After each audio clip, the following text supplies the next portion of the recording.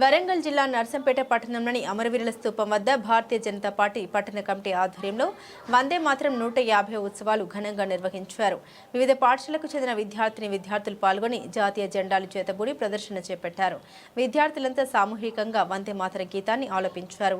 ఈ కార్యక్రమంలో ముఖ్య అతిథిగా పాల్గొన్న హన్మకొండ మాజీ ఎమ్మెల్యే ధర్మారావు, రాణా ప్రతాప్ రెడ్డిలు మాట్లాడారు. నాటి దేశ స్వాతంత్ర ఉద్యమానికి నేటి దేశ ఐక్యతకు స్ఫూర్తినిచ్చే వందే మాతరం గీతం 150 వసంతాలు సంబరాలు జరుపుకోవడం గర్వకారణమన్నారు.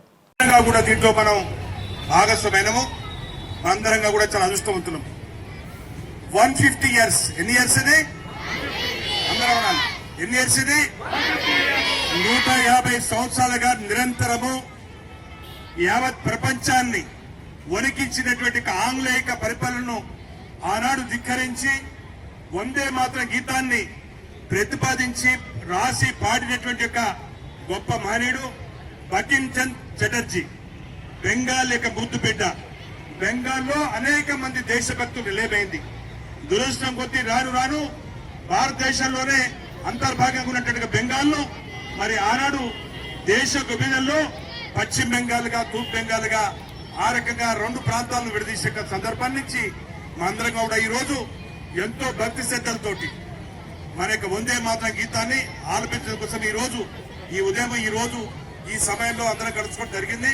మనందరం కూడా అదృష్టవంతులము. ఎందుకంటే 150 ఇయర్స్ 150 సంవత్సరాల యొక్క ఉక్కు మనిషి యొక్క మరి కార్యక్రమాన్ని, వారి యొక్క జన్మదిన కార్యక్రమాన్ని మనల్ని జరుపుకున్నాం. మనం సర్దార్ వల్లభాయ్ పటేల్ గారు దేశాన్ని మొత్తం కూడా ఐక్యతగా చేసినట్టు ఒక మహనీయుడు.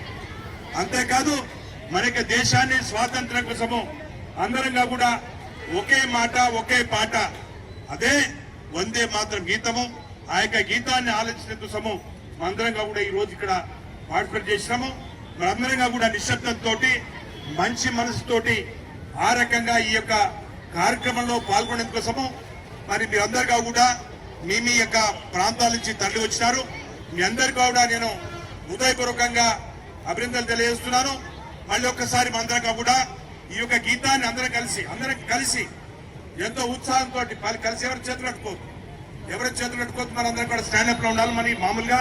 కాబట్టి మనం విధంగా అయితే ప్రతి స్కూల్లో ఉదయం 9 కావచ్చు, 9:30 కావచ్చు, 9:45 కావచ్చు మన యొక్క జాతీయ గీతము వందే మాతరం. ఏం గీతం మనది?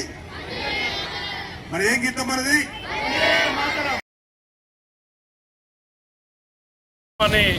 కవరేజ్ చేయడానికి వచ్చిన మీడియా మిత్రులందరికీ కూడా నమస్కారం తెలియజేస్తున్నాను.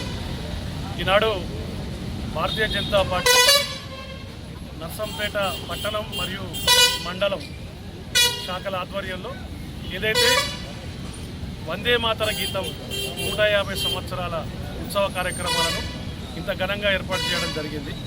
మరి 150 సంవత్సరాల క్రితం 1875 సంవత్సరంలో శ్రీ బకిం చంద్ చటర్జీ గారు 1875 సంవత్సరంలో మొదటిసారి ఈ స్వరాన్ని రూపకల్పన చేయడం జరిగింది. మరి ఆ తర్వాత శ్రీ రవీంద్రనాథ్ ఠాగూర్ గారు మొట్టమొదటిసారిగా వందే మాతర గీతాన్ని పఠించడం జరిగింది.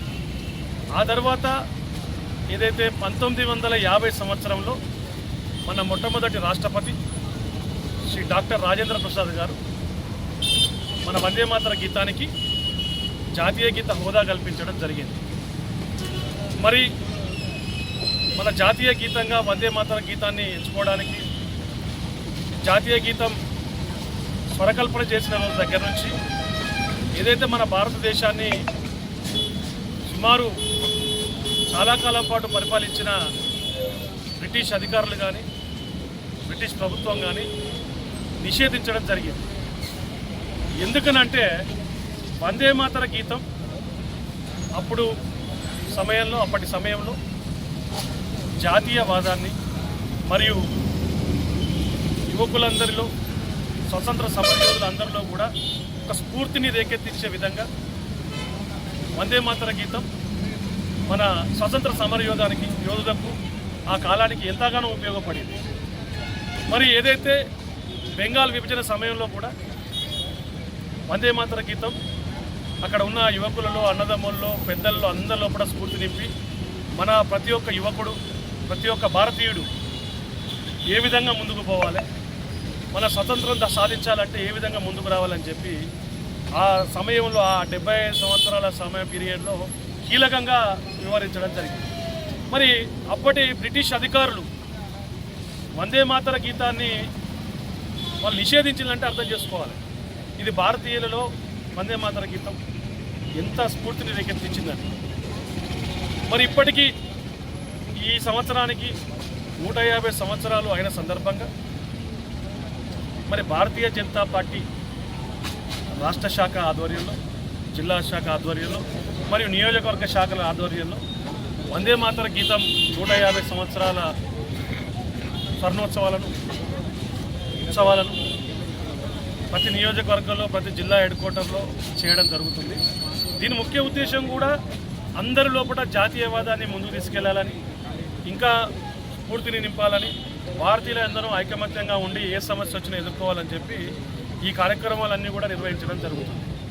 మరి ఈ కార్యక్రమానికి ఇంత పెద్ద ఎత్తున నర్సంపేట నియోజకవర్గంలో చేయడానికి ముఖ్య కారణమైన సోదరులందరికీ, మరి ఈ కార్యక్రమానికి విచ్చేసిన వివిధ పాఠశాలల నుంచి విచ్చేసిన ఉపాధ్యాయులకు మరియు విద్యార్థులకు, మరి ఈ కార్యక్రమం విజయవంతం కావడానికి సహకరించిన పోలీస్ డిపార్ట్మెంట్ వారికి, మరి ప్రింట్ అండ్ ఎలక్ట్రానిక్ మీడియా సోదరులందరికీ కూడా నమస్కారం తెలియజేసుకుంటూ నర్సంపేట గడ్డ మీద జాతీయవాదాన్ని ముందుకు తీసుకెళ్తూ భారతీయులందరూ ఒక్కటే అని చెప్పి ముందుకెళ్తూ మన జాతీయవాదం కోసం కొట్లాడతామని చెప్పి తెలియజేస్తున్నాం.